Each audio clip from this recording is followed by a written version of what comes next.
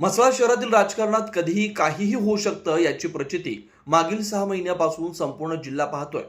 शहरात कधी साहेबांच्या पक्षातून निवडून यायचं आणि शेठ यांच्यासोबत जायचं, तर कधी वरिष्ठांचा आदेश धुडकावत नगराध्यक्ष निवडणूक लढवून जिंकायची आणि वरिष्ठांसाठी 4 दिवसात राजीनामा देऊन त्यांना खुश करण्याचा खेळ सुरू होता.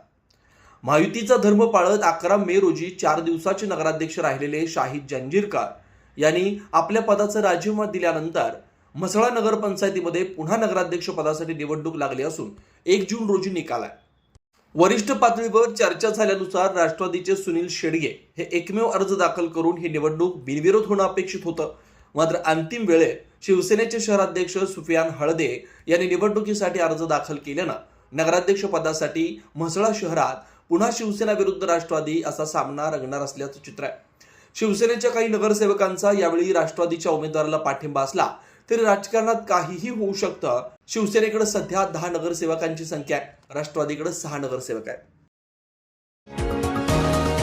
तुम्ही पाहत आहात विस्टा न्यूज मराठी.